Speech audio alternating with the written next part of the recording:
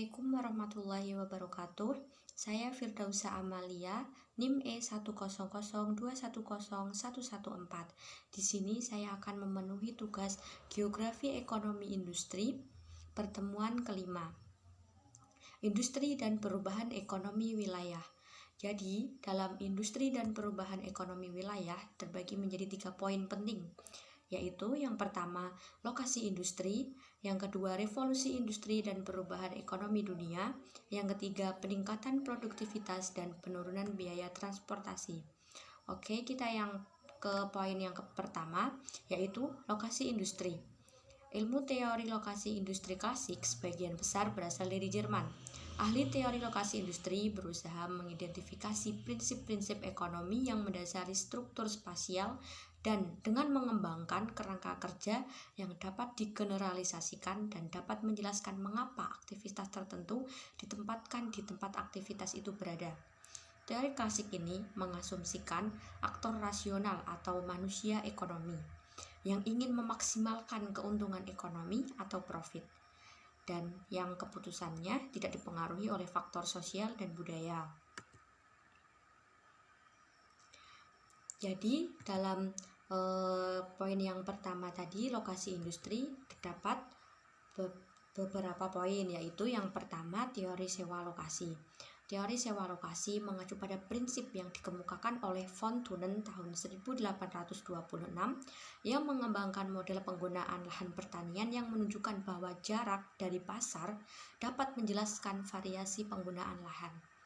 Model tersebut mengasumsikan ada tiga asumsi yang digagas oleh model tersebut.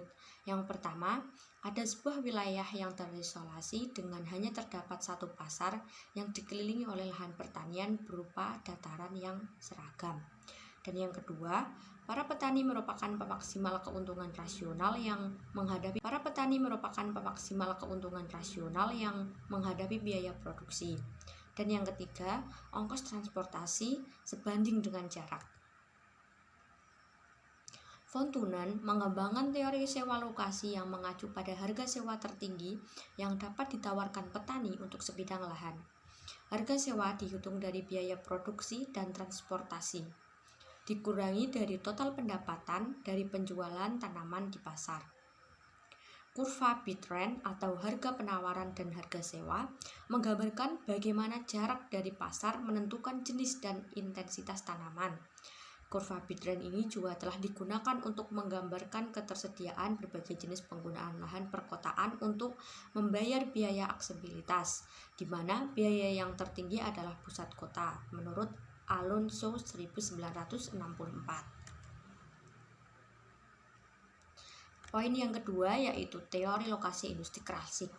Alfred Weber dikenal dalam geografi ekonomi industri sebagai bapak teori lokasi industri klasik.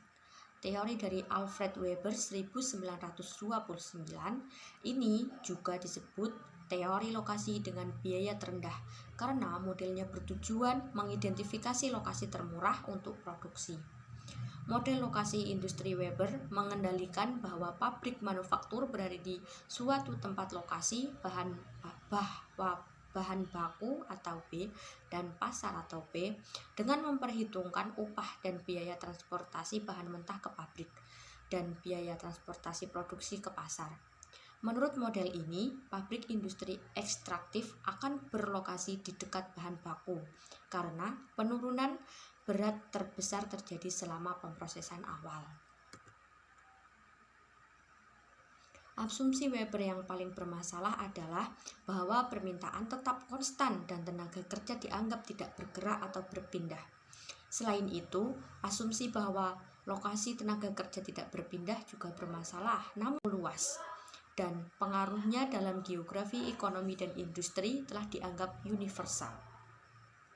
Ide von Thunen dan Alfred Weber diperluas oleh August Loos tahun 1954 yang menyatukan prinsip-prinsip dasar keduanya dan juga menggabungkan dengan karya Christaller. Loos mengidentifikasikan lokasi optimal sebagai titik di mana perbedaan antara total pendapatan dan total biaya adalah yang terbesar. Sementara Pada saat yang sama, setiap produsen memaksimalkan area pasar, yaitu ditata dalam serangkaian segi enam seperti teori Central Kristaller 1933. Loss mengakui adanya berbagai faktor penting yang membentuk pertumbuhan regional, seperti peraturan, migrasi, dan kewirausahaan. Meskipun elemen-elemen ini sebagian besar tetap berada di luar modelnya, teori lokasi ini di bawah paradigma neoklasik telah dihidupkan kembali oleh ahli teori perdagangan nasional yaitu Paul Krugman yang memenangkan hadiah Nobel tahun 2008. Paul Krugman memperkenalkan kembali ruang ke dalam teori ekonomi arus utama dengan menggabungkan teori perdagangan dan lokasi. Kontribusi utama Krugman adalah pada konsekuensi spasial dari peningkatan pengembalian. Krugman memandang peningkatan hasil sebagai penyebab utama spesialis, yang pada gilirannya mempengaruhi pola perdagangan dan lokasi industri. Selain itu, banyak faktor baru yang telah diidentifikasi yang mendorong lokasi industri saat ini. Saat ini, lokasi industri semakin mengikuti pekerja, terutama di dunia industri yang mencari pekerja berketerampilan tinggi. Hal ini memberikan keuntungan lebih lanjut untuk aglomerasi industri, terutama yang dekat dengan lokasi laboratorium penelitian milik pemerintahan maupun perguruan tinggi. Poin yang kedua adalah revolusi industri dan perubahan ekonomi dunia. Membahas dua ciri utama revolusi industri yang telah berperan penting dalam merubah ruang ekonomi dunia, ekonomi Eropa di dunia, yakni yang pertama, adanya peningkatan produktivitas yang sangat besar dan penurunan biaya transportasi yang luar biasa. Yang kedua, transformasi dari masyarakat pertanian dan pedesaan menjadi masyarakat industri dan perkotaan. Revolusi industri menyebabkan ketimpangan sosial yang sangat nyata. Poin yang ketiga yaitu peningkatan produktivitas dan penurunan biaya transportasi. Revolusi industri dimulai di Inggris Raya selama paruh kedua abad ke-18 dan kemudian menyebar ke seluruh penjuru Eropa dan Amerika Utara. Ciri paling khas dari revolusi industri adalah peningkatan produktivitas yang cukup besar.